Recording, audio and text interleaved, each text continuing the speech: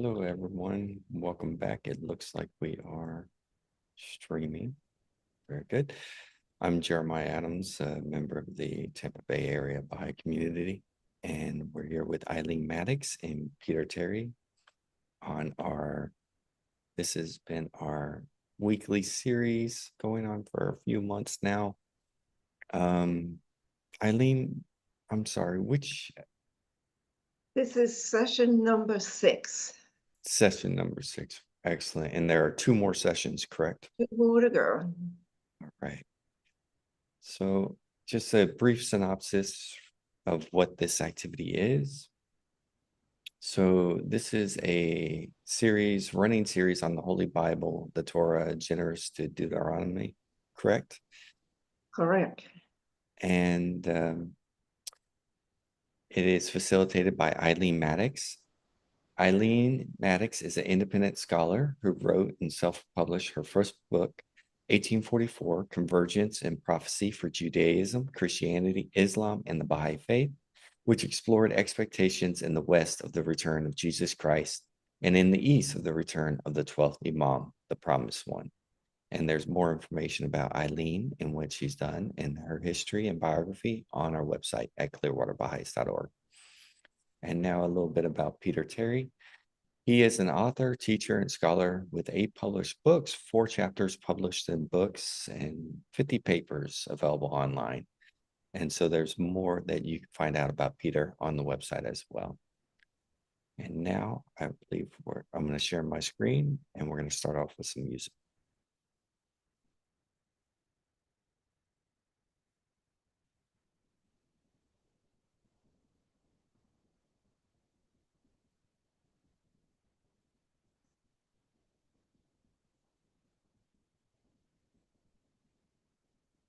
Shema Israel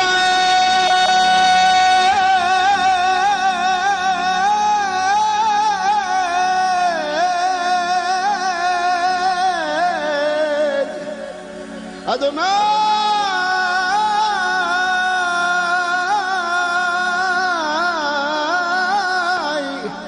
Eloheinu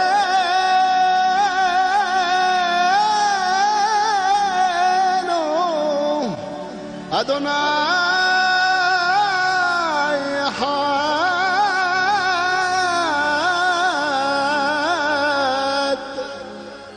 Adonai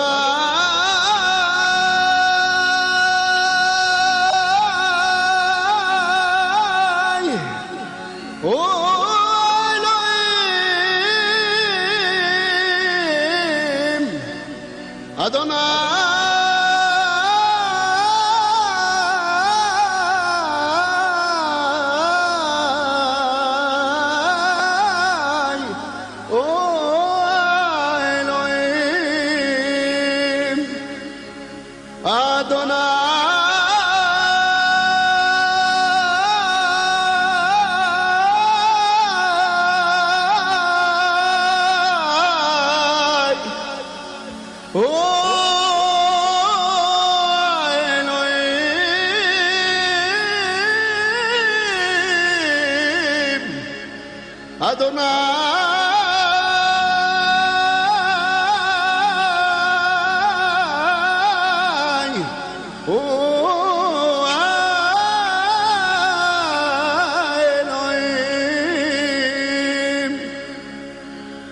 Adonai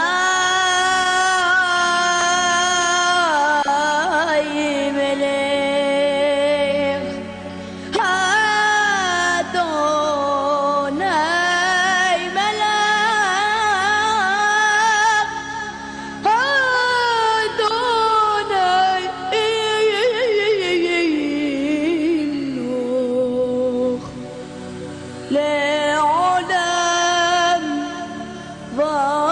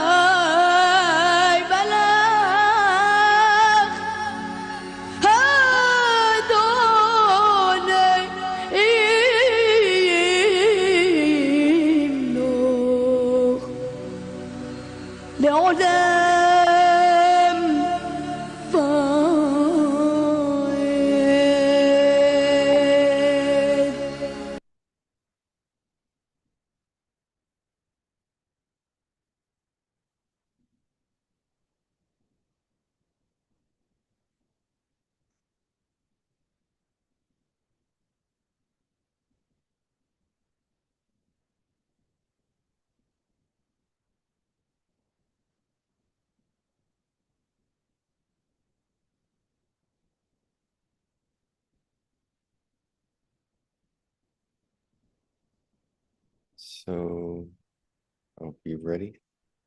Eileen, to share.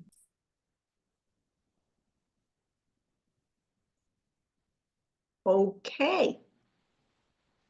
I think everybody can see this. Stars, heralds, proclaim the prophets of God.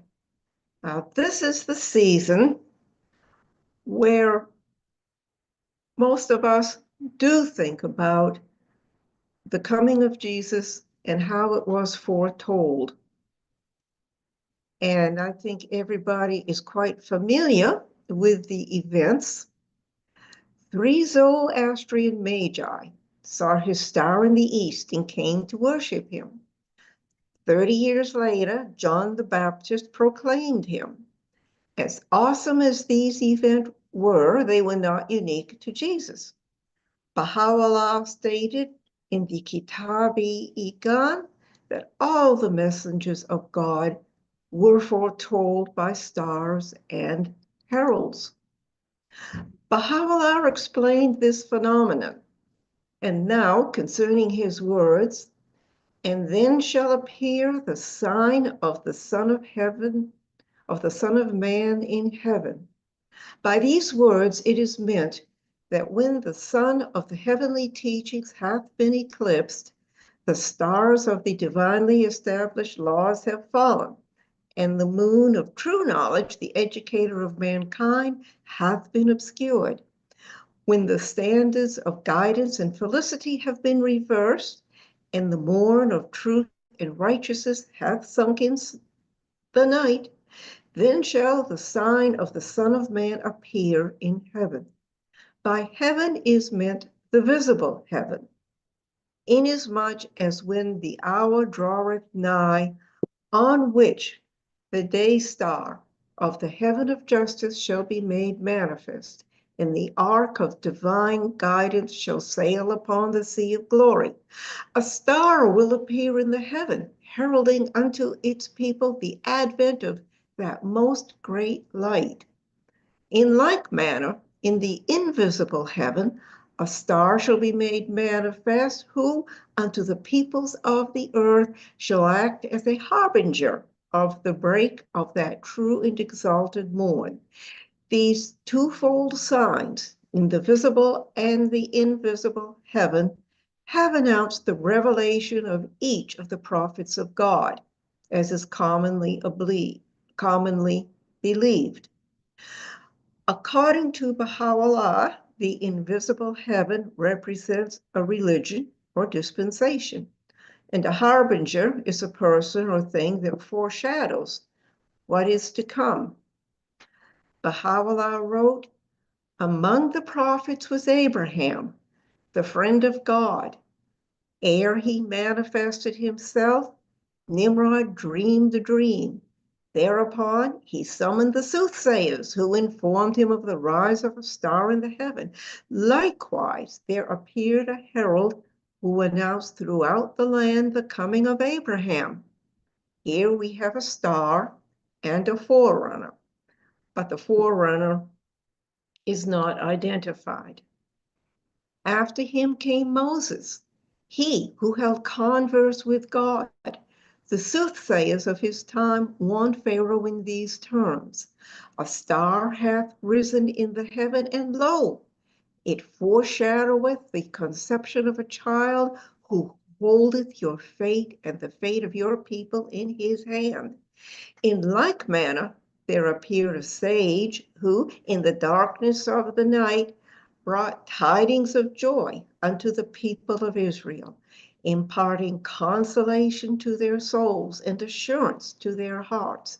To this testify the records of the sacred books. Were the details to be mentioned, this epistle would swell into a book. In like manner, when the hour of the revelation of Jesus drew nigh, a few of the Magi, aware that the star of Jesus had appeared in heaven, sought and followed it till they came into the city which was the seat of the kingdom of Herod. The sway of his sovereignty in those days embraced the whole of that land.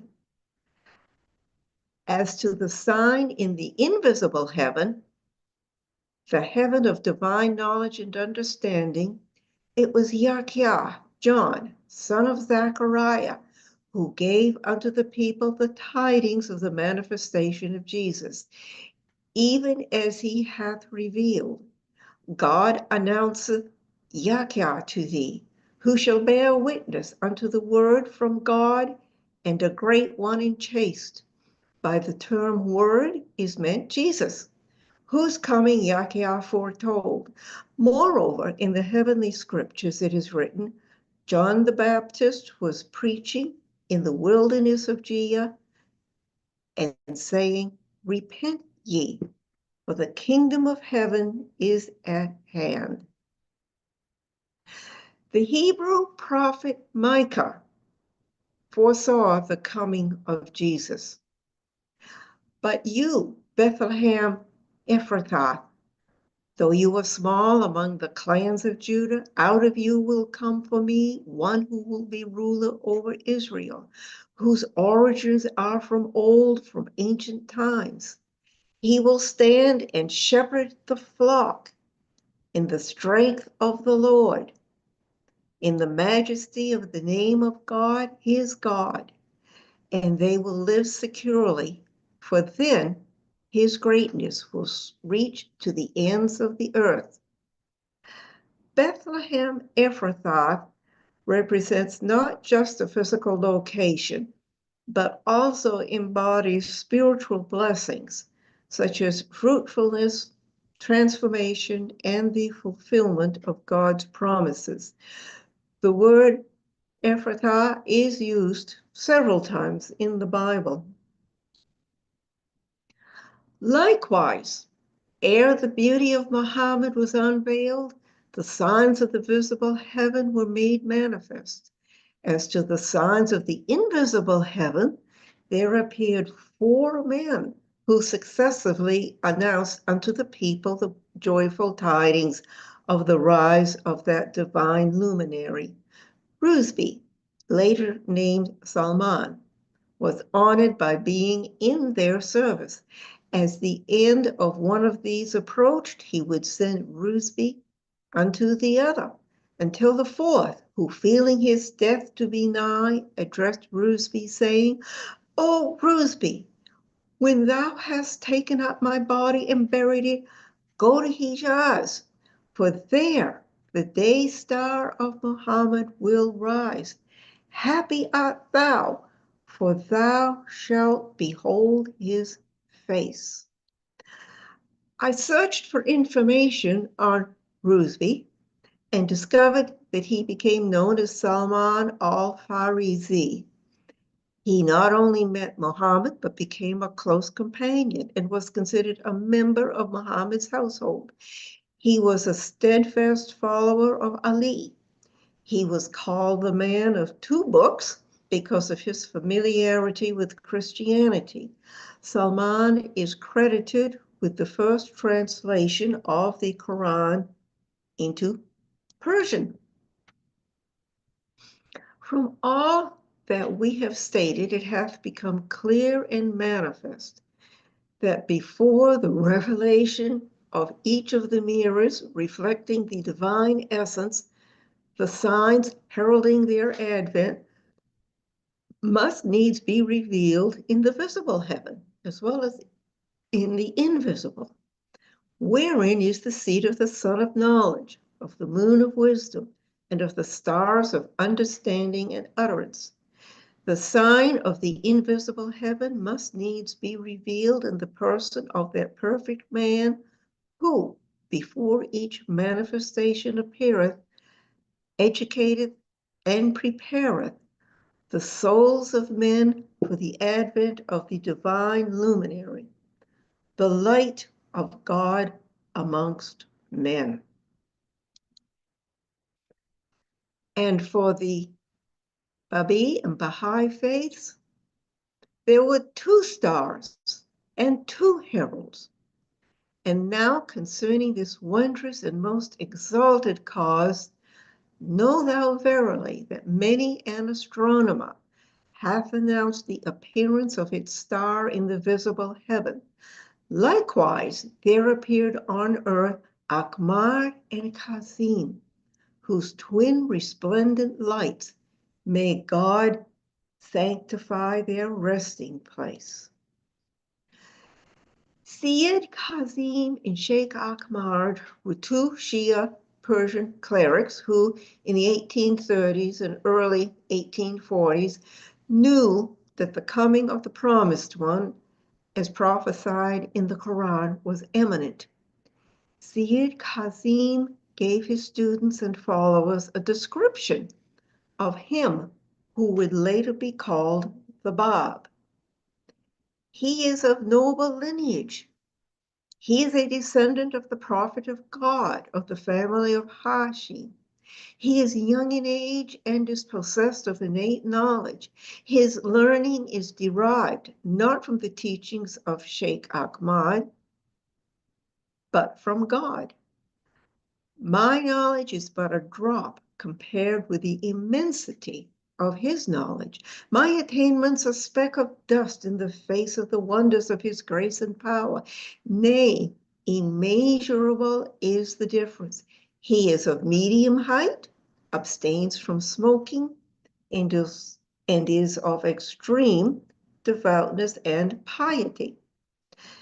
This young man, then known as Syed Ali Muhammad, but later as the Bab, had attended some of Sheikh Ahmad's classes, and Sheikh Ahmad had recognized him in those classes, but had not said anything about that until now or then.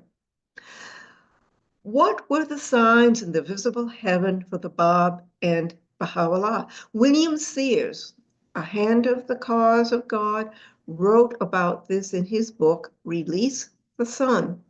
He wrote about how in 1843, a great comet streaked across the heavens. 1 year before the declaration of the Bab, there were also halo-like rings around the sun that year. There was a comet named Biela that appeared every 6.6 years. In 1845, Biela's comet reappeared. The Encyclopedia Americana gives the following account of this event.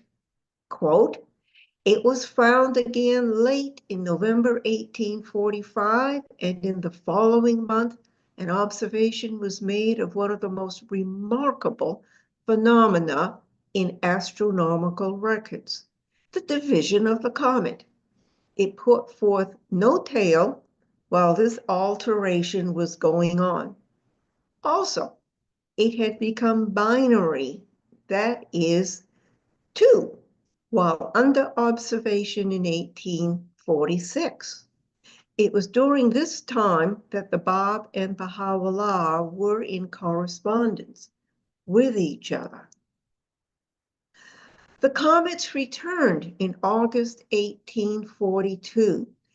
This was the very month and year in which Baha'u'llah was cast into an underground prison in Tehran. It was also the 9th year of which the Bab had foretold that the promised one of all ages and religions would come. Strangely enough, at the time of the reappearance of the twin comets in 1842, 1/2 had receded far into the background. And my red light shows you this much smaller comment. The other half, though in a parallel orbit, now dominated the scene. Just so had the Bab, the herald of the Baha'i faith, passed into history, and the one whose coming he had foretold, Baha'u'llah, had assumed his mission. By 1872, the comets weren't seen in the place where they should have been. And that place was occupied by a swarm of millions of meteors, known as the Andromedid meteors. The two comets were no longer separate comets, but were mingled in one great shower of light, just as the faith of the Bab and Baha'u'llah are not separate, but are one in the light which they shed upon each other and the world.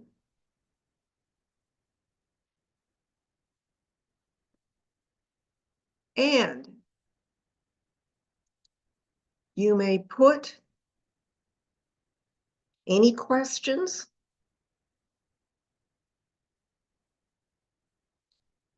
in the chat box. And now I am going to be showing a presentation on Leviticus.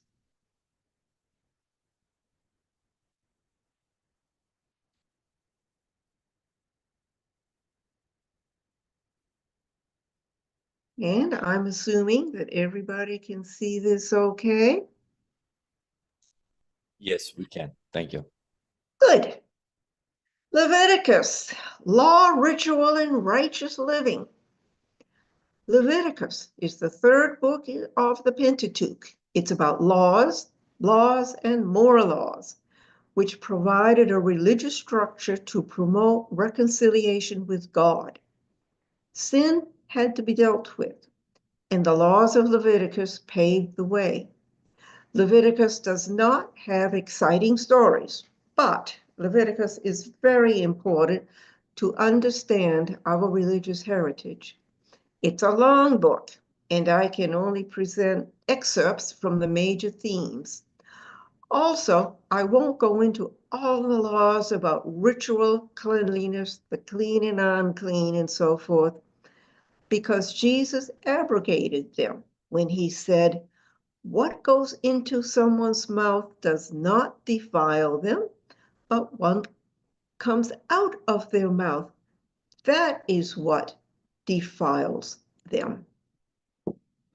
The primary set of laws address the role of ritual service in worship to God.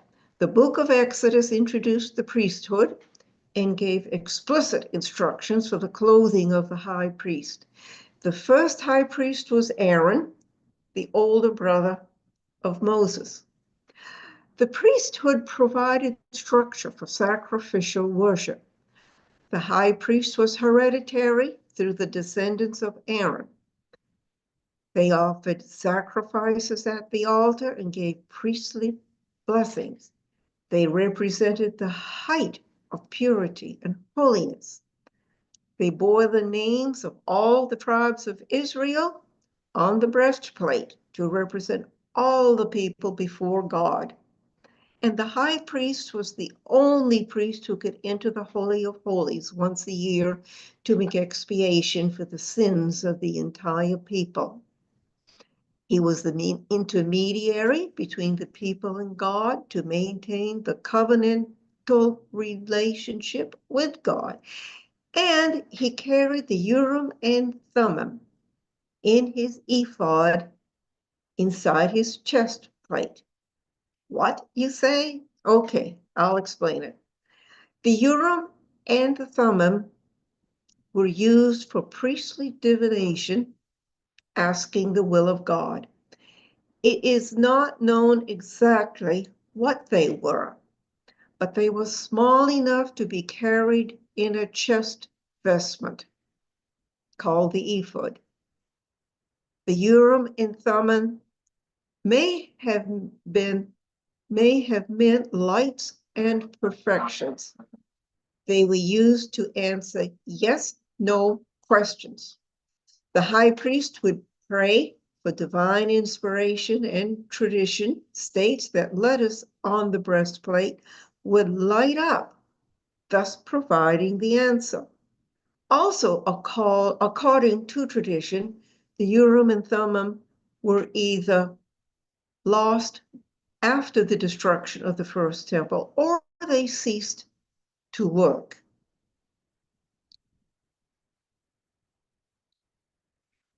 There was a three-tier hierarchy in the priesthood. The high priest, who was always a descendant of Aaron. The priests, plural, who are guardians of the Holy of Holies, offered sacrifices and instructed the people about the laws. These could be descendants of Aaron or not. And there were non-priests, who were Levites, descendants of Levi, but not of Aaron. And they did the ritual slaughtering of sacrificial animals, provided music and singing, assisted the priests in various ways, and also instructed the people about the law. The book of Leviticus went into excruciating detail in 7 chapters about the priesthood and ritual sacrifice. And I hope you'll thank me that I have reduced this to 1 slide, because ritual sacrifice was abrogated by the martyrdom of Jesus. The 5 types of ritual sacrifice were the burnt offering, offered in total dedication to God by an individual or a congregation. The peace offering, to express gratitude, seek fellowship with God, or fulfill a vow. The sin offering, atonement and purging of a sin. The guilt offering, repentance by the sinner. And the grain offering, an expression of gratitude, dedication, and worship of God. There were at least 3 concepts underpinning these sacrifices that are worthy of note. First, the sacrificed animal, grain, or drink must belong to the person making the sacrifice. The thing being sacrificed is a substitution for the person making the sacrifice. The offered takes the place of the offerer. And the essence of sacrifice is to bring the person closer to God. If you read Leviticus, and I'm not urging you to, except for the Holiness Code, you will be reading an inordinate amount of information ad infinitum about the rules of ritual sacrifice and the roles and rules of the priesthood. Ritual sacrifice was set forth as a major aspect of Hebrew worship. Why? I suspect that this tremendous attention to and emphasis upon ritual sacrifice was to reinforce the absolute prohibition of human sacrifice, to turn the people's attention away from it, because yes, human sacrifice was an evil that would remain prevalent for a long time.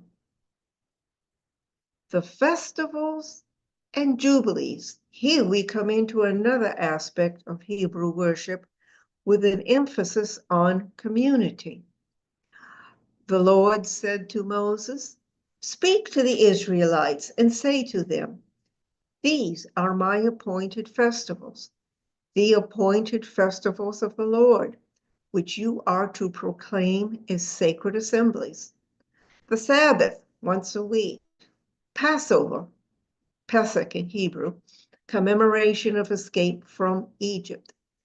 The Feast of Unleavened Bread, the 6 days after Passover, that signified the sanctification of Israel.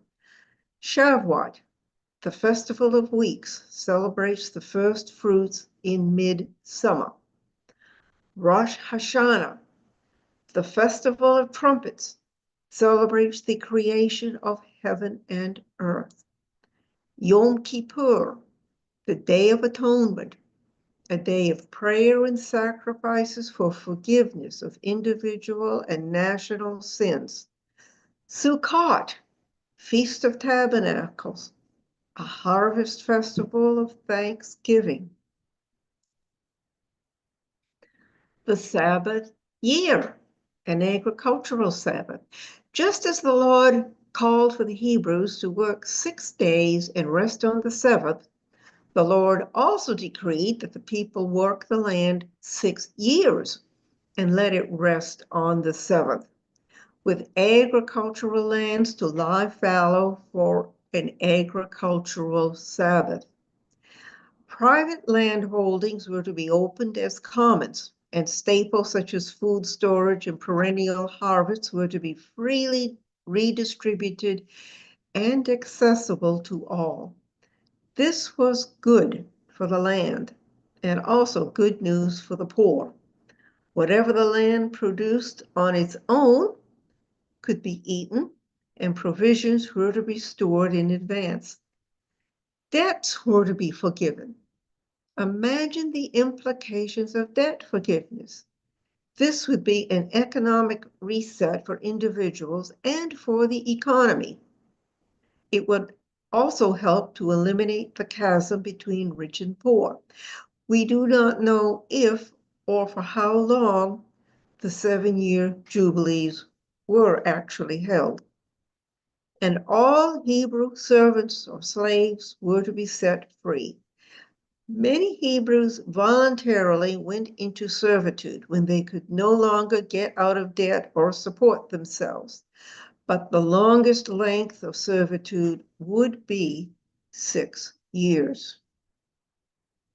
The 50-year Jubilee, a major reset for society.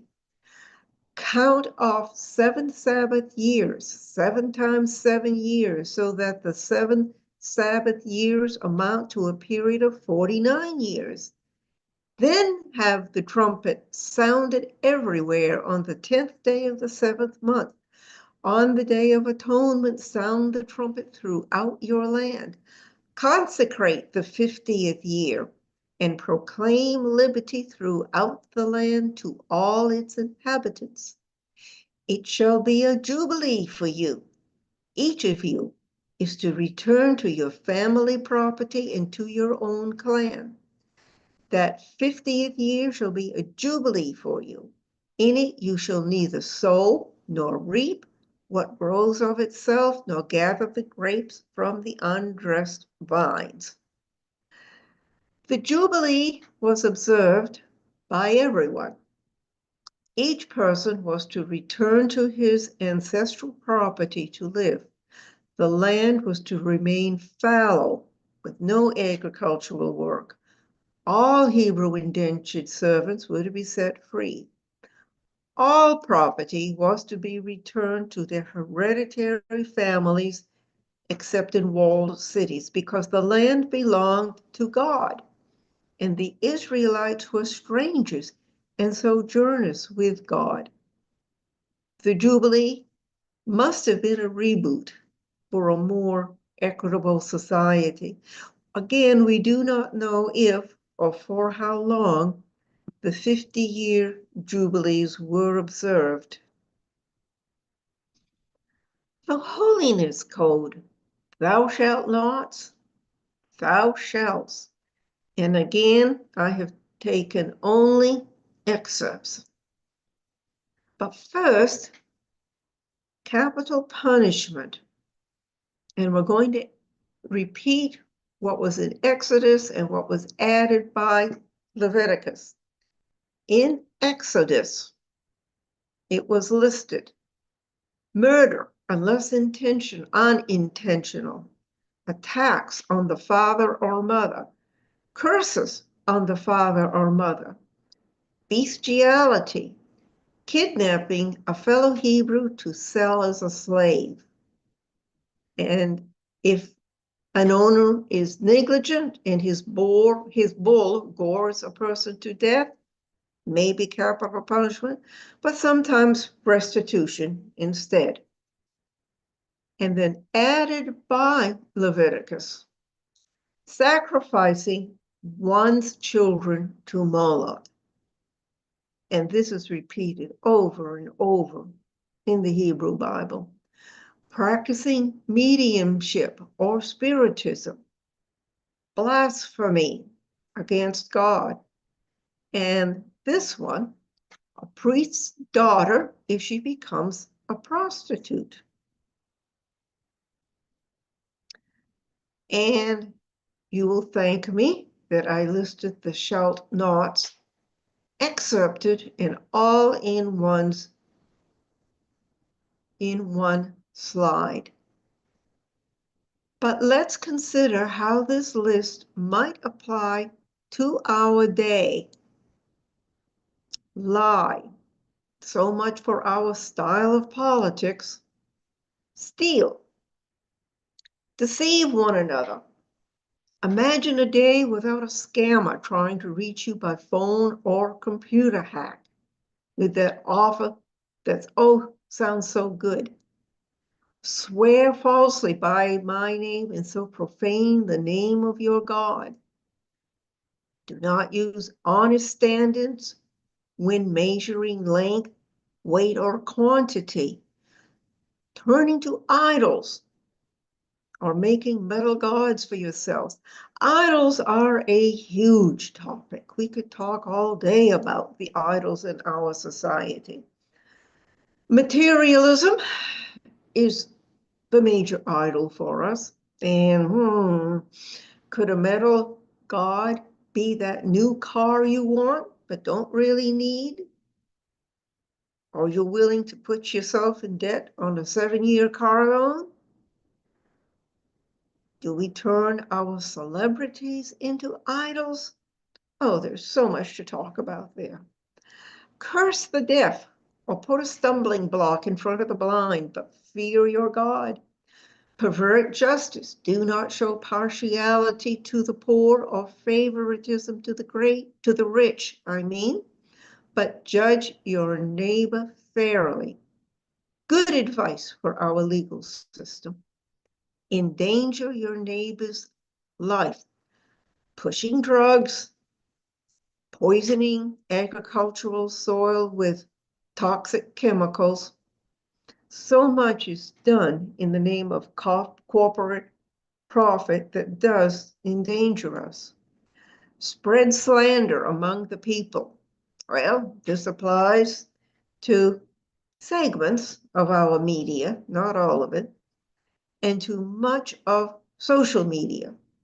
And sadly, it's considered normal. Practice divination or seek omens. Turn to mediums or seek out spiritists. The reason was not only that this would bring false information, but that one was only to seek guidance through God.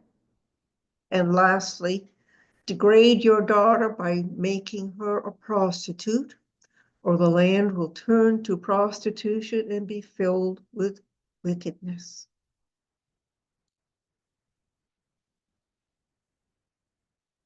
And then on a more positive note,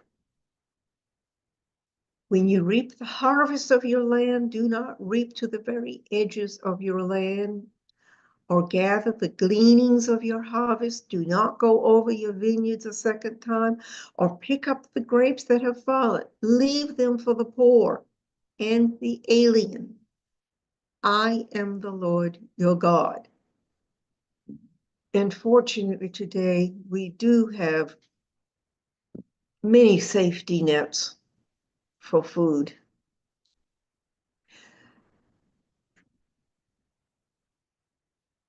Ye shall keep my Sabbaths and reverence my sanctuary. I am the Lord. Do not seek revenge or bear a grudge against anyone among your people, but love your neighbor as yourself. I am the Lord. Sound familiar? We associate this with Jesus, who as a prophet of God taught this eternal verity. It first came from Moses. The Pharisees asked Jesus, what was the most important law of Moses? They were hoping to trap him into theological arguments. The most important one, answered Jesus, is this. Hear, O Israel, the Lord our God, the Lord is one. Love the Lord your God with all your heart and with all your soul and with all your mind. This is the first and greatest commandment. And the second is like it. Love your neighbor as yourself. All the law and the prophets hang on these two commandments. Stand up in the presence of the aged. Show respect for the elderly and revere your God. I am the Lord. I really like this one since I'm a senior citizen. Ha ha. But the stranger that dwelleth with you shall be unto you as one born among you, and thou shalt love him as thyself. For ye were strangers in the land of Egypt. I am the Lord your God. Dare I say that this applies to refugees coming into the United States or anywhere in the world.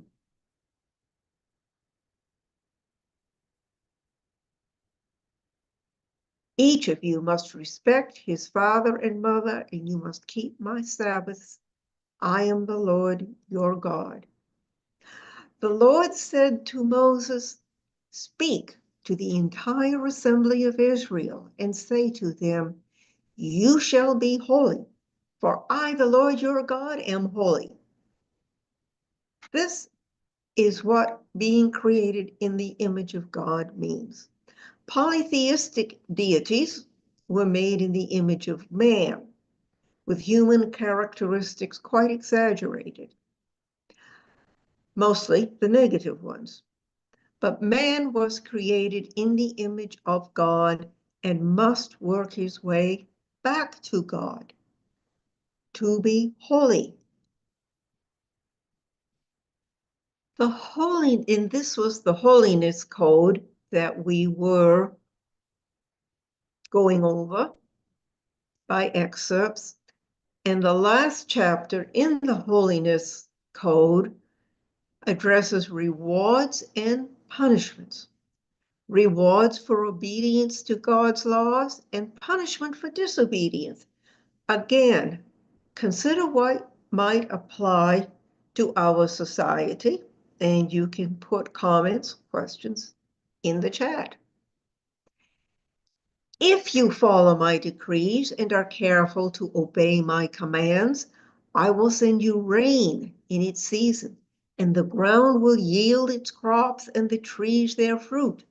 Your threshing will continue until grape harvest, and the grape harvest will continue until planting, and you will eat all the food you want and live in safety in your land. I will grant peace in the land, and you will lie down, and no one will make you afraid. I will remove wild beasts from the land, and the sword will not pass through your country. You will pursue your enemies, and they will fall by the sword before you. I will look on you with favor and make you fruitful and increase your numbers, and I will keep my covenant with you. You will still be eating last year's harvest when you will have to move it out to make room for the new. I will put my dwelling place among you, and I will not abhor you. I will walk among you and be your God, and you will be my people. I am the Lord your God, who brought you out of Egypt so that you would no longer be slaves to the Egyptians. I broke the bars of your yoke and enabled you to walk with heads held high. This was addressed to an agricultural society over 3,000 years ago. and presented on a level that the people in their circumstances could understand. This was a people struggling to uphold the teachings and values of a new revelation from God while living in the midst of the polytheistic Canaanite people. And the section on punishment is as long as the section on obedience was relatively short. But again, I'm going to spare you, and I have taken just a few excerpts to give you the flavor. Punishment for disobedience. But if you will not listen to me and carry out all these commands, and if you reject my decrees and abhor my laws and fail to carry out all my commands and so violate my covenant, then I will do this to you. There will be sudden terror caused by anxiety, wasting diseases, and fever that will destroy your sight and sap your strength. I will punish you for your sins 7 times over. I will break down your stubborn pride and make the sky above you like iron and the ground beneath you like bronze. And I will bring the sword on you to avenge the breaking of my covenant. There will be plagues, food shortages, disunity caused by terror. There will be defeat by enemies who take over the land. I will scatter you among the nations and will draw out my sword and pursue you. Your land will be laid waste and your cities will lie in ruins. Then the land will enjoy its Sabbath years all the time that it lies desolate, and you are in the country of your enemies. Then the land will rest and enjoy its Sabbath. All the time that it lies desolate, the land will have the rest it did not have during the Sabbaths you lived on it. This sounds like the 7-year and the 50-year jubilees had not been observed, because only now would the land get its deserved rest. Yet in spite of this, when they are in the land of their enemies, I will not reject them or abhor them so as to destroy them completely, breaking my covenant with them. I am the Lord your God, but for their sake I will remember the covenant with their ancestors whom I brought out of Egypt in the sight of the nations to be their God. I am the Lord.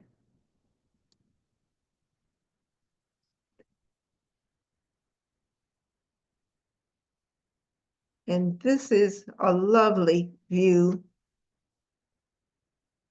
of Jerusalem, or replica, during the First Temple era. And there is a parallel.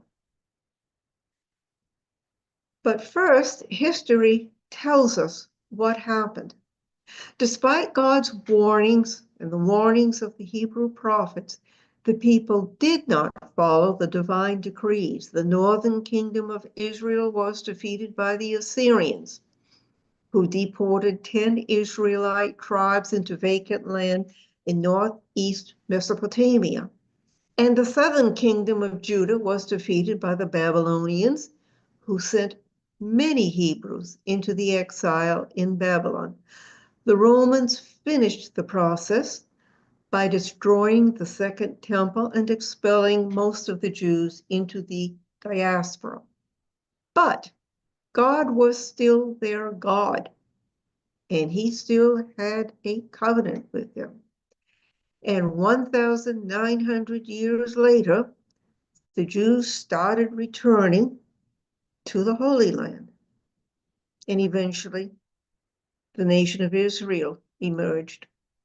There's a parallel between the Israelites' experience and ours, not an exact parallel, but close enough for thought. The Hebrew prophet Hosea had warned the Hebrews that if they sowed the wind, they would reap the whirlwind. And they certainly did.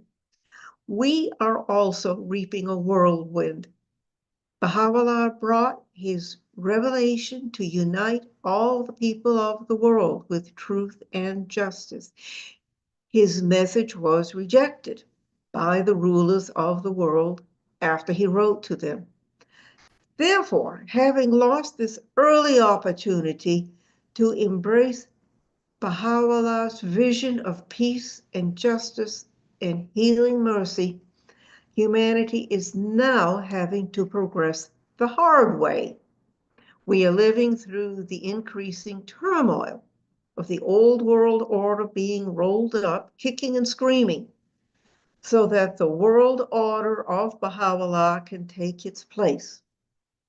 Shoghi Effendi wrote, "We have no indication of exactly what nature the apocalyptic upheaval will be.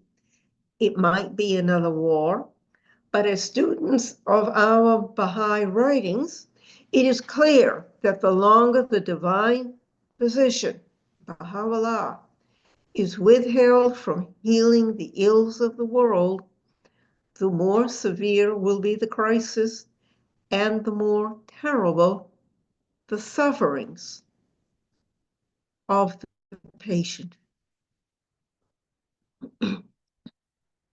The end.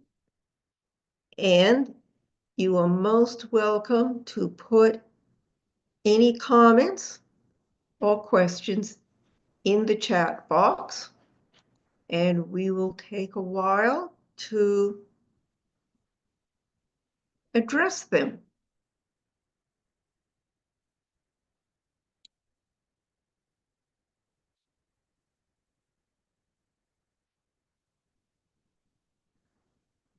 Okay, Peter, please note that Molly would like the link to the chanting video.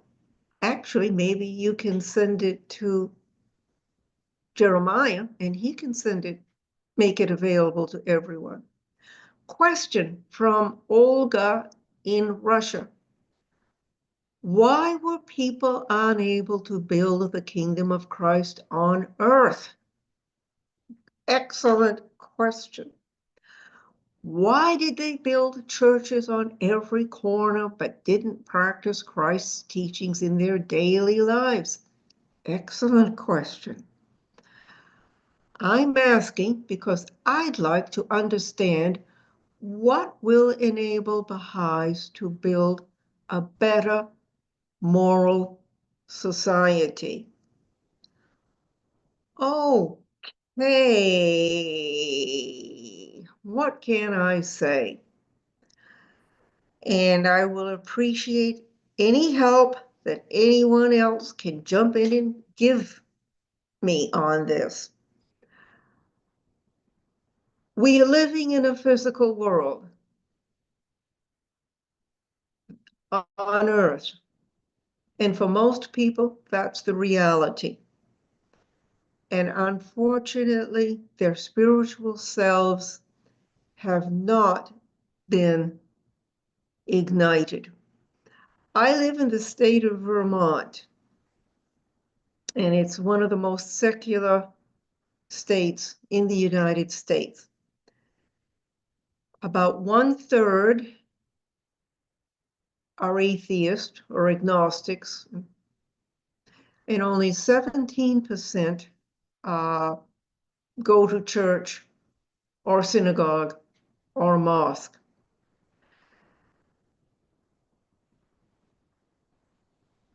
Jesus made it very clear that only the kingdom of God mattered, that you were going to die. Everyone was going to die. We can't take anything with us except ourselves. And yes, how do we get this across to people? Please, someone, jump in, raise your hand, help me. So you were just the Abrahamic codes and all that you were discussing, or no, Mosaic. That was when they instituted all the sacrifices, and so that way people could remember their material condition and how it relates to the Mosaic code. Okay, Jeremiah, exactly what was the question? Well, it was how do we make a spiritual world according with the Baha'i teachings? Oh, okay, okay. Prayers, morning and night, reading the Baha'i writings, morning and night. For years, I did not read the writings morning and night. And I still remember what a tremendous change came over my life when I started reading the Baha'i writings morning and night. It might sound like a simple answer, but it really is profound. And that's what keeps us on our toes during our waking hours, so to speak, our spiritual toes, so that we're much more likely to smile and give a joyous hello to someone that we meet, whether we know the person or not. And that's certainly true in my building, a large apartment building where I don't know most of my neighbors by name, but I can still smile and wish them a happy day. And of course, the 10 Commandments were never abrogated. I think we need to keep that in mind. And if you really want an earful, eyeful, I should say, read the tablets of Abdu'l-Baha. That is my study material at the moment for morning and night, and it really blows me away. So she continues, probably something truly biblical has to happen to shake the people and wake people up so that they start searching for ways to change their lives, because they will realize it is impossible to go on using the old ways anymore. Absolutely true. And the Baha'i writings go into that. I mean to say, in the past life was still tolerable, and while it is still tolerable, people tend to relax and don't want to think or change anything. These days, it's different, I believe. You are right, I agree. So my thoughts on this are that maybe the current reality, global crises, can push people towards changes more effectively than the circumstances of the past. Also, we're going to be seeing increasingly more crises in this country. Now, what I am going to do right now, I'm going to put in the chat box my email address, and you can write to me, and you can get on the list to receive my newsletter once a week. Here it comes, I think. And I think in the next newsletter, I'm going to search out some appropriate writings from the Baha'i writings and send them to everyone who's on my mailing list. Okay, does anybody have anything? Molly, thank you very much. I think for us, and she says, Baha'u'llah commanded his followers to look to his eldest son, Abdu'l-Baha, as the expounder of his teachings, the one through whom the new kingdom on earth would eventually be established. Yes, and this is why my going through slowly the tablets of Abdu'l-Baha is being very meaningful to me. Eileen, Eileen, can I say something? Yes. So yesterday we just had a midterm reflection meeting, and clearly the House is looking for us to provide services through an institution of learning and growth, right? And so the services are being applied in African culture, in Western culture, Asian culture, and so on. But on the other hand, in the 9-year plan, the House of Justice also asked for more Baha'i-inspired project, meaning they are a way to reach out into the neighborhood and find ways to collaborate. Mm-hmm. So the Unity Museum has a project in Cameroon, in Africa. And this little project has an academy, has a hospital, has a theater, and a house of devotions. There, the collaboration is in the village with a Sunni mayor, Mayor Sani, with Catholic sisters who are helping to teach sewing, and with the Baha'is, who are the workers, or the sort of workers on the ground, right? So I think services of a variety of kinds, it's not just one kind of service. And what means Baha'i-inspired, really? It means to collaborate, to bring what? The villages or the people together. Yes. And I think this little project is really a good example, even though only 40,000 people there, but it's an example. And so services are very important. I wanted to say, because you make a good point that this is about the world embracing vision, which is all this mosaic stuff you're talking about. Every 50 years, loan forgiveness. These are, what I was just listening to your response to what does the Baha'i writings offer, and you were just talking about the individual. And it's interesting enough, you talked about loan forgiveness. In Cameroon, when a parent dies, the children inherit the debt of the hospitals. And if they can't pay, in our case, it was $30,000. If they can't pay, they go to prison. There are lots of young people in prison because their parents, before they died, ran up. But they have a loan forgiveness program. Yeah. If you have a modest payment, they will forgive the rest of the loan. So some of those old laws are still very much so in place in different parts of the world. Okay, we do have to move along, but yes, debt forgiveness. That was in the Mosaic Code. Thank you very much.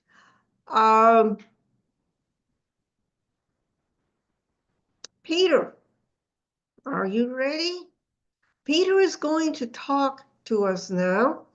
And if you heard him this morning,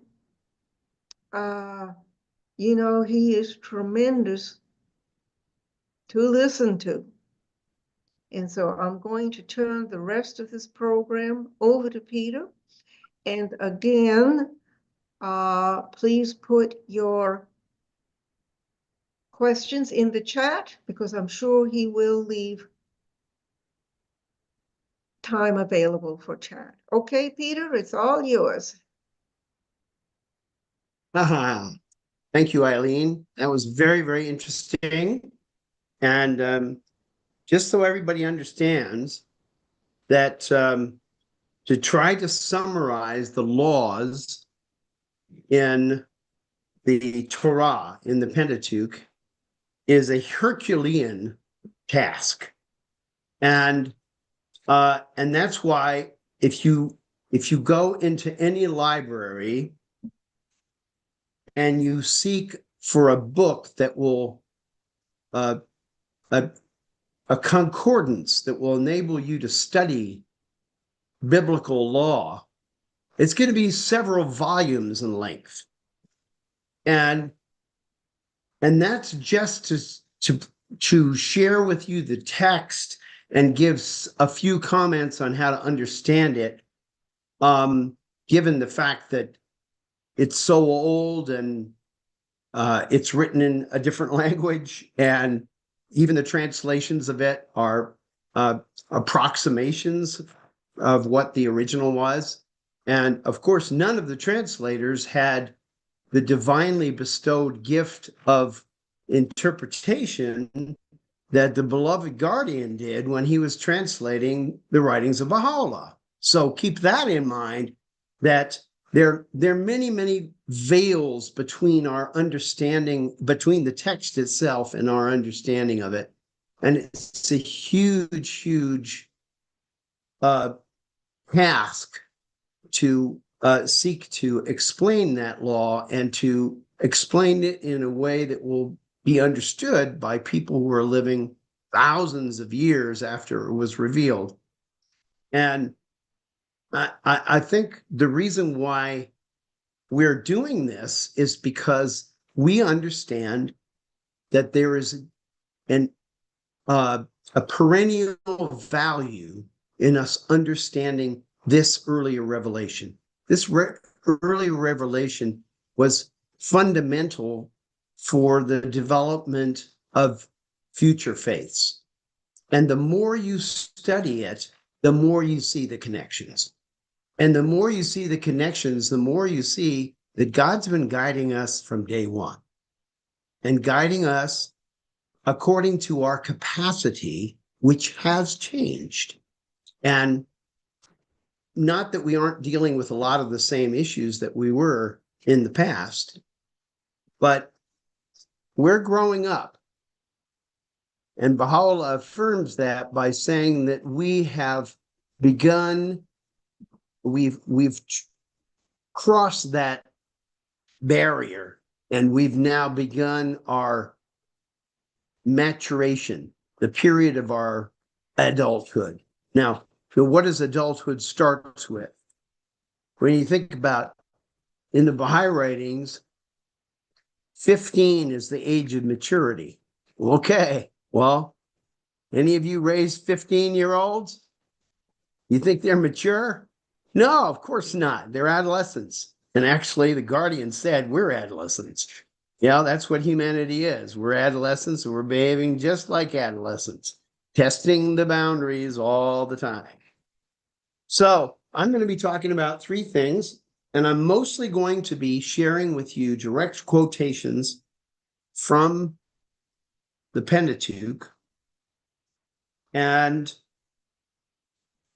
in a few cases, I've also included a few quotations from the Baha'i writings just to show that the connection between the ideas that are found in the Hebrew text and the ideas that are found in the Baha'i text. The first topic is the purpose of the commandments. Why? Why do we have commandments from God? Why does God tell us what to do? And I know I'm speaking to fellow adolescents, so we really don't understand. Why is it that Daddy keeps telling me that I have to do this? Why does Mommy insist that I do it this way? Well, these are some explanations that are actually in the text itself, okay? And, excuse me, I'm going to see if I can't share the text with you because you may be able to read and appreciate reading more than just hearing my voice, punctuated by coughing. Okay, so just give me a second here and see if I can figure out how to do this. See, I'm going to share, and it's going to do this. And that worked. All right. So the first is the purpose of the commandments. The first text that I selected. There are undoubtedly many more texts that can be found on these subjects. But these turned out to be really pithy ones.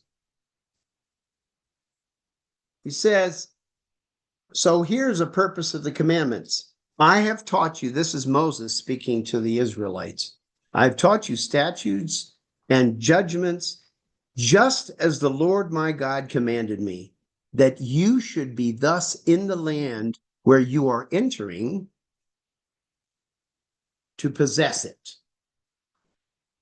1 minute, please. I have to plug in my computer so it doesn't stop working. Okay. That will just take me a moment. And meanwhile, you could take a look at this screen. Okay.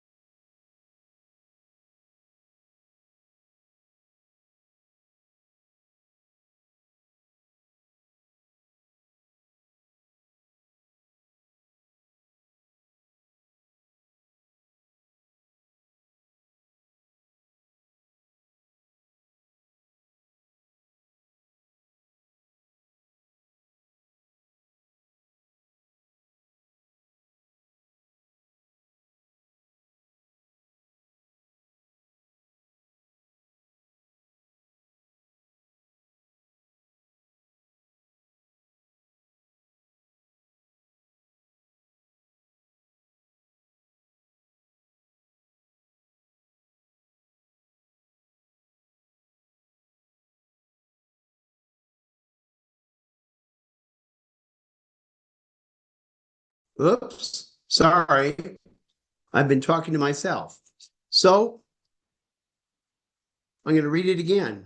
See, I have taught you statutes and judgments, just as the Lord my God commanded me, that you should be thus in the land where you are entering to possess it. So keep and do them, so that your wisdom and your understanding in the sight of the peoples who will hear all these statutes and say, surely this great nation is a wise and understanding people.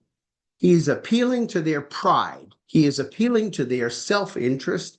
He's saying, you want to do this because it's going to turn out well for you. If you don't do it, that's the implication, then you're going to, and it's not just my implication.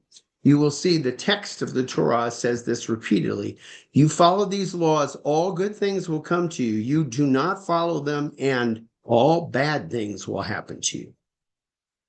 Now, there's a connection between the purpose of the commandments and the covenant. And where I have a whole section on the covenant we'll come to later on. But I wanted to bring to your attention a quotation from the very same chapter of Deuteronomy. So he declared to you his covenant, which he commanded you to perform. That is the 10 Commandments.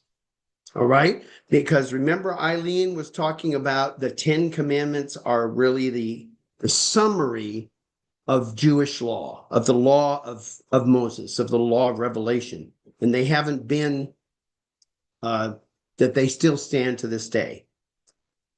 So I just wanted to point out that quotation from Deuteronomy. And then another quotation. This is another reason why there are statutes and commandments from God. What does he say?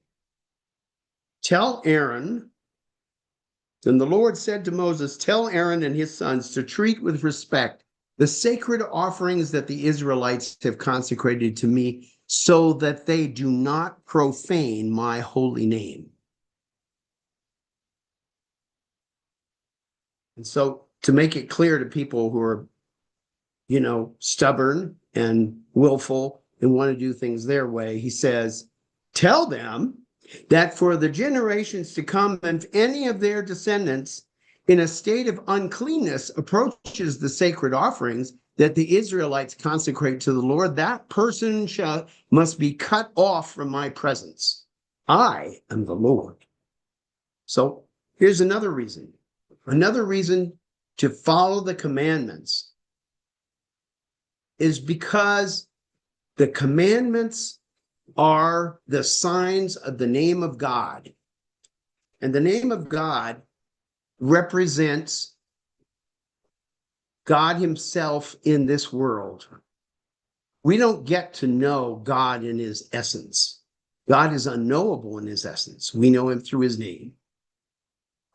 It's also, we talk about the word of God. We talk about the Holy Spirit. We talk about the manifestation of God. This is all talking about the holy name of God, which is our experience of God. And it is essential that we be holy so that we are not profaning the holy name of God. Another reason that we find it in the Psalms.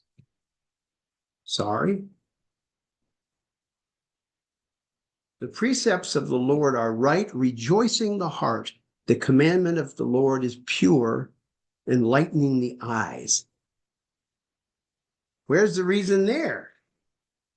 The reason there is that this is truth. It's not made up. This is the real thing. And if you follow these commandments, you will be happy. It will make you happy. It will give you happiness and enlightenment.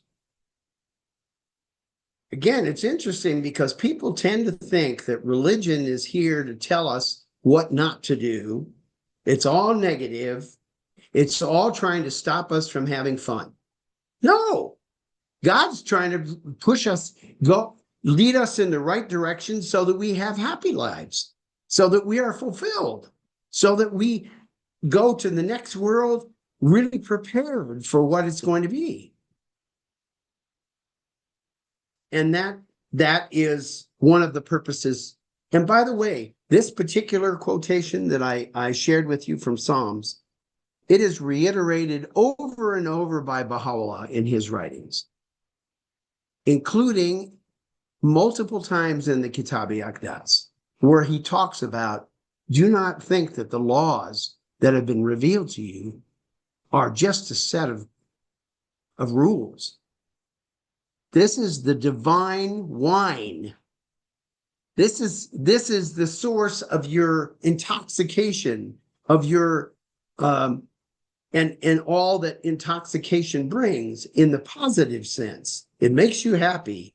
It makes you feel connected. It makes you feel that anything is possible, because it is. When you're following the law of God, anything is possible. Any good thing. I also included a quotation from Timothy because I thought it was so pertinent. This is from the second epistle to Timothy from the New Testament. All scripture is given by inspiration of God and is profitable for doctrine, for reproof, for correction, for instruction in righteousness, that the man of God may be perfect, thoroughly furnished unto all good works. And in the Baha'i writings, Baha'u'llah, these are two quotations from Gleanings. God's purpose in sending his prophets unto men is twofold. The first is to liberate the children of men from the darkness of ignorance and guide them to the light of true understanding. The second is to ensure the peace and tranquility of mankind and to provide all the means by which they can be established. And the second quotation, the fundamental purpose animating the faith of God and his religion is to safeguard the interests and promote the unity of the human race and to foster the spirit of love and fellowship amongst men.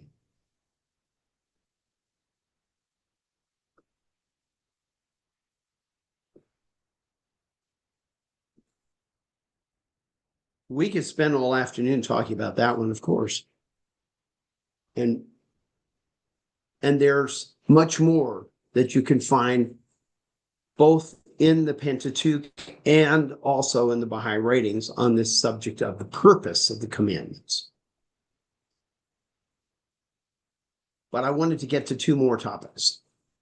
One of those topics is the covenant of God,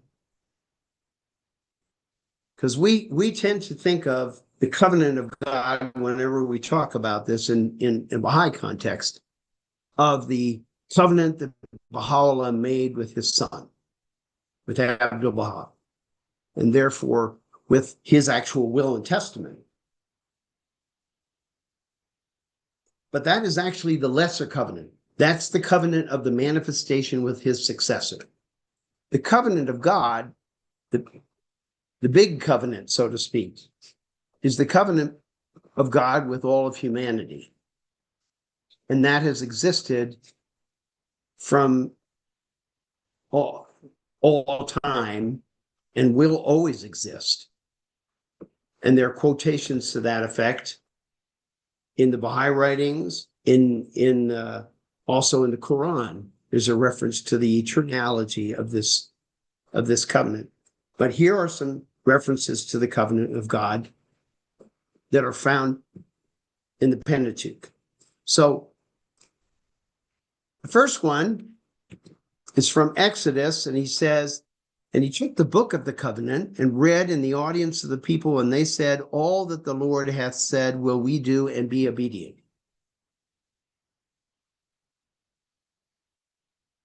And then in the book of Deuteronomy, so he declared to you his covenant, which he commanded you to perform, that is the 10 commandments. And he wrote them on 2 tablets of stone.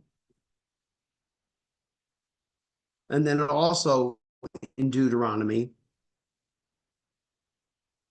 the Lord our God made a covenant with us in Horeb. The Lord made not this covenant with our fathers, but with us, even us who are all of us here alive this day. There he's talking about the covenant with Moses, right? And we'll get to this later because the next theme is going to be progressive revelation, where we will see that in the text of the Pentateuch, progressive revelation is taught.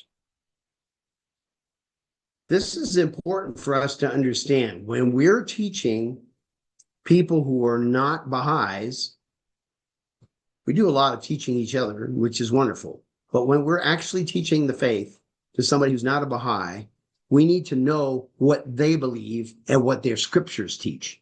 And by the way, those two things could be very different, because there are a lot of people who think they know what their religion teaches, but they have never read the book, or they only read it when they were kids, confirmation lessons, they did catechesis when they were little, but they've forgotten, or they just have not renewed that knowledge.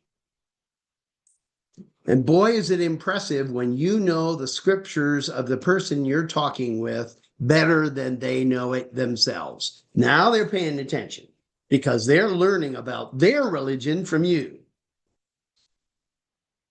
So on the theme of the covenant of God, I wanted to bring in a few references from the Baha'i writings so that you understand that the idea of this covenant is not, in the Baha'i writings, is not restricted to simply the covenant of Baha'u'llah with Abdu'l-Baha, and with us, providing us with an interpreter. In the preface, the exordium of the Arabic hidden words, Baha'u'llah writes, "This is that which hath descended from the realm of glory, uttered by the tongue of power and might, and revealed unto the prophets of old." By the way, that includes Moses. "We have taken the inner essence thereof and clothed it in the garment of brevity, as a token of grace unto the righteous, that they may stand faithful unto the covenant of God, and may fulfill in their lives his trust, and in the realm of spirit obtain the gem of divine virtue." In his tablet to Pope Pius IX, Baha'u'llah wrote, "Blessed the one who hath remained faithful to the covenant of God, and woe betide him who hath broken it and disbelieved in him, the knower of secrets." And in the Kitab-i-Aqdas, Baha'u'llah writes, "Recite ye the verses of God every morn and eventide. Whoso faileth to recite them hath not been faithful to the covenant of God in his testament. And whoso turneth away from these holy verses in this day is of those who throughout eternity have turned away from God." Someday I hope to give a talk on this subject of the recitation of verses of God every morning and eventide. This has been part of the law of God, maybe forever, but certainly for many dispensations. We find this actually described in the Pentateuch. So that looks at the covenant of God, and we see the covenant of God existed in the Pentateuch, and it exists in the Baha'i writings. It also exists in the dispensation of Jesus, dispensation of Muhammad. And there are many references to that covenant of God. And there are a lot more in the various books of the Bible as well. When I say, for example, the prophet Jeremiah talked a lot about the covenant, and he talked about both this covenant of Moses and a new covenant that would come into existence, which is referred to in the New Testament by New Testament authors. Now we come to progressive revelation. So the first revelation of God to humanity is to Adam. And what is Adam told? Be fruitful and multiply and replenish the earth and subdue it, and have dominion over the fish of the sea and over the fowl of the air and over every living thing that moveth upon the earth. And God said, behold, I have given you every herb bearing seed, which is upon the face of all the earth, and every tree in which is the fruit of a tree yielding seed. To you it shall be for meat. This is, remember, this was written in the 17th century. For meat, it means for nourishment, for food. So this is God's command. This is his covenant as revealed to Adam. Have babies spread around the earth, and you get to eat all this food that I have made for you. And there's the second part of it. You have to go to the second book of Genesis to see this. And that is, the Lord God took the man and put him into the Garden of Eden to dress it and to keep it. Oh, see, he has an obligation. You got to take care of things. Well, he already told you, you have dominion over the fish of the sea and the fowl of the air and every living thing. Well, dominion means you're responsible to do something. You know, that doesn't mean just you're the boss. You got to take care of things. Okay? So now you need to take care of the Garden of Eden.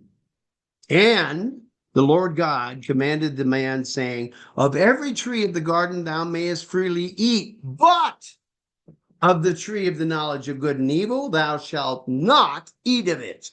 For in the day that thou eatest thereof, thou shalt surely die. That's a covenant.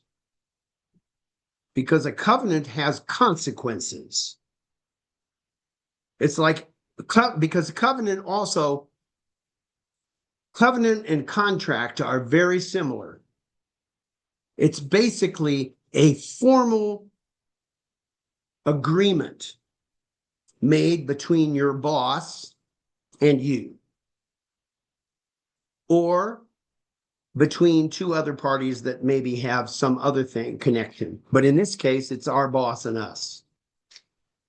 Now, all right, so that's what the covenant as it was found in the time of Adam, and that's the beginning of progressive revelation, okay? And then the next step is what? It's Noah. Why is this important? Because this is the covenant that God made with Noah after he got so annoyed with humanity, he got rid of most people. See, because he had created this human being who was to be in his image and likeness, who then did everything but be in his image and likeness. So when he's addressing himself now to Noah, he says, be fruitful and multiply and replenish the earth. Okay, That sounds like pretty much the same story that he gave to Adam. So what's new about it? How is it progressive? It's progressive because then the whole rest of that paragraph talks about specific things that Noah needs to do and his descendants need to do that are going to be part of this new progressive revelation from God. Okay? Now he says, every moving thing that liveth, remember before in the first covenant, you eat all the fruits of the tree and the herbs of the land. Now, every moving thing that liveth shall be meat for you. Even as the green herb, I have given you all things. But you're not to eat the blood of the meat.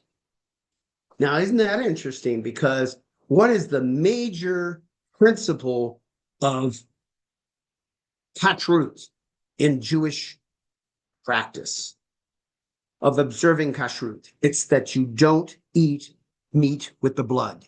You remove the blood. And to make sure that when you eat meat, that you are not somehow commingling blood with other food. You're not to eat meat, you're not to eat flesh, meat, with milk. And the reason why is because milk is the nourishment for the baby. And so that is regarded as a violation of the law because otherwise it's too close a connection. And that I'm not going to get into because there's a huge amount of writing about it. By the way, Baha'u'llah wrote about the laws of kashrut, the laws of the purification of eating. Very interesting tablet. Go into that someday. My friend Jean-Marc Lupin wrote a terrific essay on it and a translation of it, which I translated into English for him and which is online. So, all right, so here's another new law. It wasn't there before. You can eat meat, but don't eat blood, okay? And then what else does he say? He says, don't kill people. Well, the first covenant didn't say anything about killing people. So, honestly, when Cain killed Abel, there was no commandment that you couldn't kill somebody. So this may be the reason why God said you have to have mercy. You can't punish Cain because he didn't know what he was doing. You didn't know he was doing the wrong thing. He's just mad and thought it was okay for him to, my brother's, doing something bad for me. He's interfering in my life. And so I'm just going to get rid of him. So here you have a law. You do not kill. And if you do kill, the penalty will be death. Which sounds like revenge. But another way to look at it is proportionality. If somebody lends you $10, you pay them back the $10. That's called proportionality. It would not be right. And most people would agree that if somebody lends you $10, you don't have to pay them back 20. You certainly don't have to pay them back 100. That became a big issue in Revelation. There are all kinds of revealed laws about controlling basically the human greediness. I lent you $10 and I expect you to pay back with interest. But here, if you kill, then you deserve a death penalty. And then he says, what does he say? Right here. He says, I establish my covenant with you and with your seed after you, and every living creature that is with you, of the fowl, of the cattle, of the beast, every beast of the earth with you, that all that go out of the ark, from all that went out of the ark, okay? And he says, I will establish my covenant with you. And what is that covenant? What is the most important provision of the covenant of Noah? That he's not ever going to do this again. Neither shall all flesh be cut off any more by the waters of a flood, neither shall there be any more be a flood to destroy the earth. This is a token of the covenant which I make between me and you and every living creature that is with you for perpetual generations. And the symbol of that is the rainbow. So that's the covenant of Noah. Then you come to the covenant of Abraham. And he says, I will make my covenant between me and thee and will multiply thee exceedingly. So you see again, this whole thing of multiplying, having lots of kids and multiplying and spreading all over the earth, that's in all of these covenants. And he says, behold, my covenant is with thee, and thou shalt be the father of many nations. And I will establish my covenant between me and thy seed after thee and their generations for an everlasting covenant, to be a God unto thee and to thy seed after thee. And what are the provisions of that covenant? The principal provision of that covenant are twofold. One is that God has promised a certain land to the descendants of Abraham. And that as a sign of that covenant, that specific covenant with the offspring of Abraham, is they are to have circumcision. This is why we have circumcision. So then you have the next covenant, and with that I'll end my talk and welcome your questions. And this covenant is the covenant of God with Moses. And you see now, this covenant is by far the most detailed. Most of the text of the Pentateuch, of the other 3 books of the Pentateuch. I'm sorry. Are about this covenant, the covenant with Moses. The covenant was specifically with the Israelites. You see, the first covenant was with all of humanity through Adam. Then the second was Noah with all of the new humanity, the new crop of human beings that are coming into existence. The third is with Abraham and his descendants. The fourth is this covenant now with a subset of the descendants of Abraham who were imprisoned eventually they originally came to Egypt voluntarily, and eventually they fell into slavery, and then they were liberated from slavery and came to their promised land and returned to their promised land. That's the idea, is they're coming back to the same problem. They're held by the covenant of Abraham, but there's a new covenant, and the new covenant has many more provisions, much, much more taxing, because this time you're going home and you're going to stay there. And you need to follow certain rules. And those rules become a whole legal code. This becomes a national code, right? No, it's not, and it's governing people who are much more mature and they have a much greater capacity. So I quoted to you from Exodus here, where he talks about this. He talks about the miraculous events that will happen that will enable this people to come into a new land and actually settle there. And then the requirements. And their requirements are very stringent because he expects them to actually follow the laws.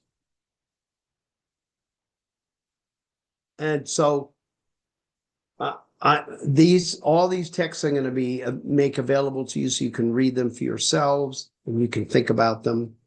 And I wanted to cite this particular passage, which, excuse me one moment while I stop that phone from ringing.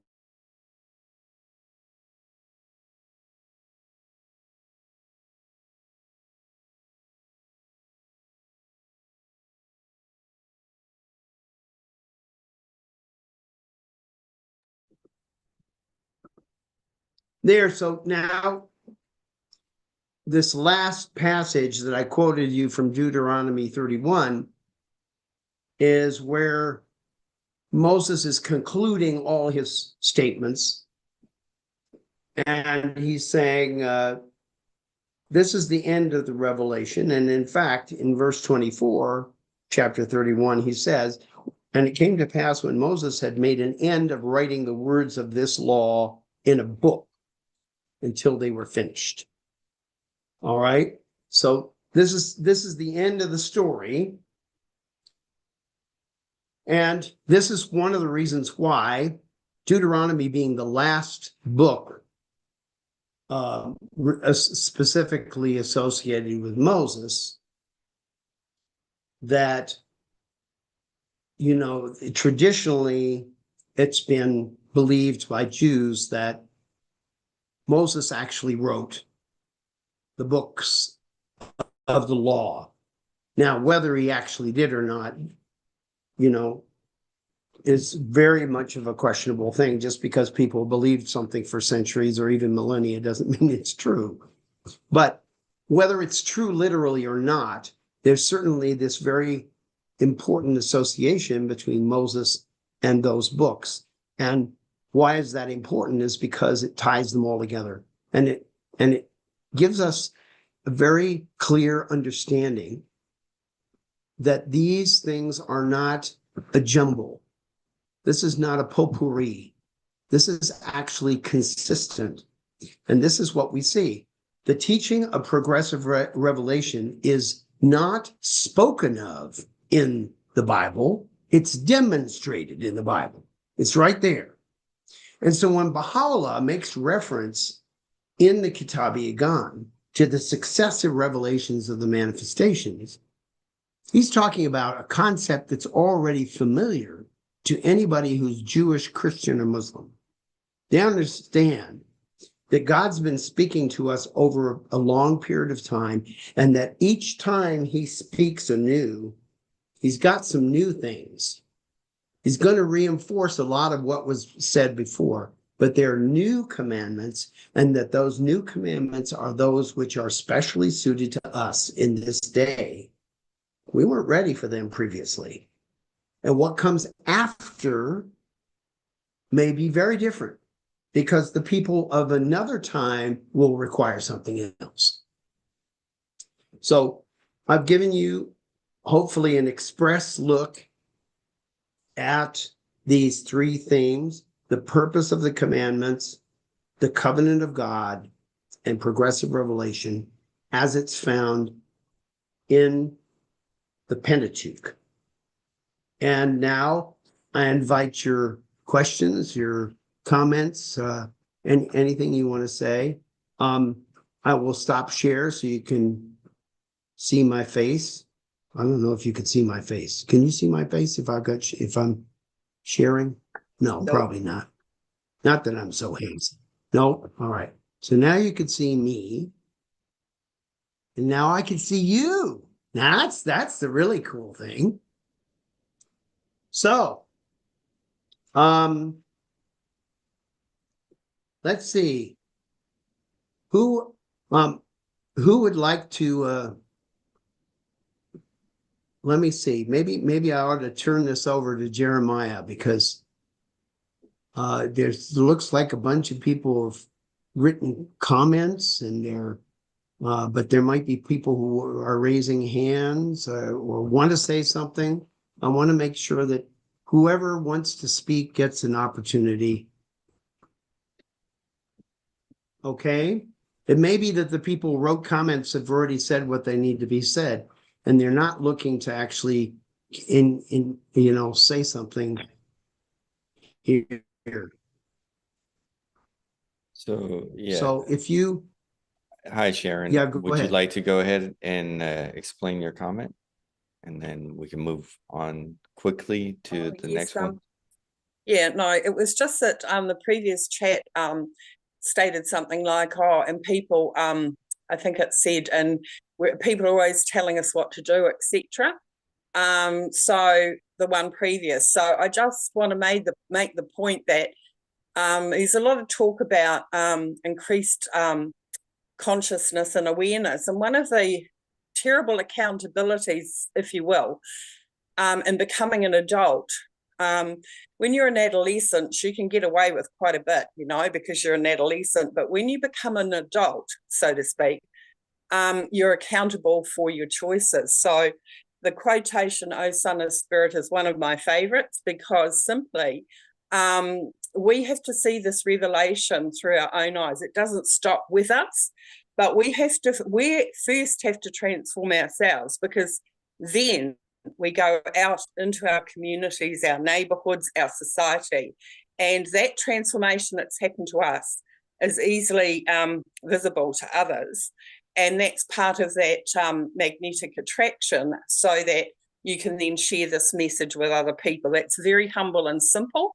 But my point is that I think too many people listen to too much garbage today, and we have authoritative texts, we have a straight path, we have a perfect compass, and we have the responsibility, each and every one of us is seeing that through our own eyes. And as you know, we're a very diverse bunch of people, and we can have unity in that total intellectual, psychological, physical diversity in this revelation. That's one of the most majestic things about it, because it can unite us, because we're not all on the same level of understanding, yet the power of this faith can unite all of that under a tree, so if you will, Baha'u'llah tree for me, and that we can have those we can have that diversity, but we're brought together under this one framework. So sorry for the dialogue, but I was just trying to say to that person,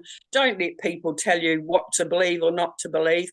You're growing up into an adult, see it for yourself, go to the writings, go to the authorities, and go on this path of learning. And it's not to say that at every stage what we're seeing or believing or trying to practice is right, but there is the grace of God, and if we turn our face to that, we do get guidance. Thank you for your time, friends. A lower path.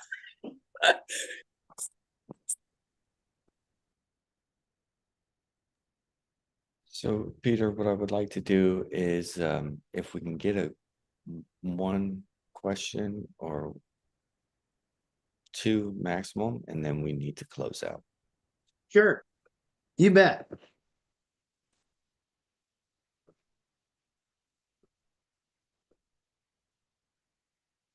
So one question I do have from social media is, how do we get to a point where we don't blame religion for the followers and how they behave in regards to religion? Yeah, that's a good one. Well, people who don't like religion are going to continue to blame it, right? And in fact, there's it's very interesting conversation that was recorded by an early Baha'i, very exceptional individual, who became the grandfather and then the father and grandfather of Hands of the Cause. And this man had a conversation with Baha'u'llah, and he said, so when are things actually going to happen? When are we going to see this golden age that, has been promised for so long? And Baha'u'llah said, before that happens, people are going to turn against religion. because they're going to say religion has caused all these fights. If you get down to the bottom, these religious people have been making life impossible for us because they're arguing over theology, and they squabble, and they are so passionate about their points of view that they kill each other over it. And you only have to look for about 1 second out there in the world to see that Baha'u'llah is describing what's happening right now. You've got people who are calling themselves Orthodox Christians in Russia killing Ukrainians. In the name of what? In the name of religion, in the name of God. We are right and you are wrong. The Middle East is full of this nonsense. Muslims have had very strong hostility towards Jews for a long, long time. And now Jews are fighting back. So you have war.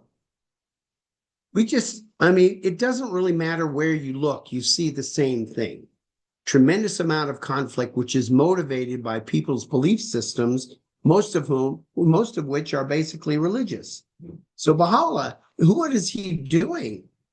He's trying to replace religious fanaticism with the true message of religion, which is love, which is unity.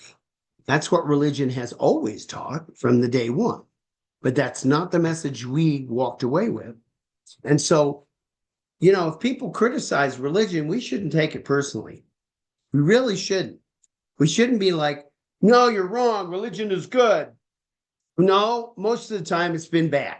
Okay? Let's just admit the fact that people on the basis of religion have done awful things. Once we can admit that, then we can say, so what is there in religion that is good? And do we need it? And one of the things that was interesting about this conversation this man had with Baha'u'llah was that Baha'u'llah said, people will try to live without religion, right? After blaming religion for all these bad things, they're going to try to live without it, and they're going to realize we can't. We can't. And it makes sense because we need to have a source of unity and a source of guidance for all of humanity. And where are we going to get that? Whenever we've tried to do that amongst ourselves as human beings, that leads us to war too. Because somebody's got an idea about how to do that. Adolf Hitler had an idea. I'm just going to kill all the people who aren't like me. Hey, that's how we're going to have unity in the world, right? And then Stalin had a different idea. No, I'm not going to kill all the people who aren't like me. I'm just going to kill all the people who aren't communists. And, there's still lots of communists in the world whose bottom line is either everybody becomes a communist or they get offed. That's not going to work either. So what is going to bring people together?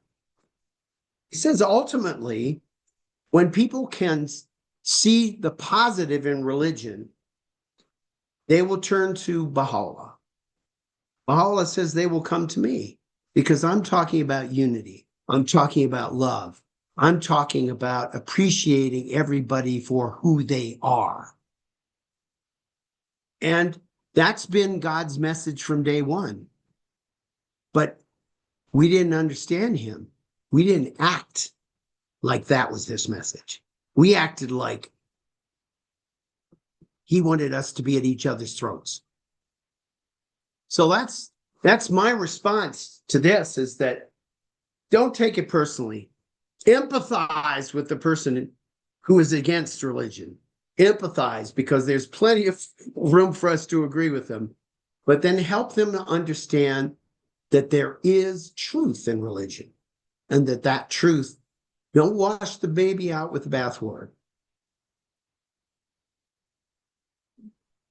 Thank you, Peter. Thank you, Eileen. Eileen, do you have any last comments that you would like to say? And then we can close out. Oh, what comes to me is when all else fails, read the manual. And the manual is the Baha'i writings. That's our manual for putting the world back together again. Thank you very much, Jeremiah and Peter and everybody who came to join us. Thank you all for being here today. We look forward to seeing you all next week.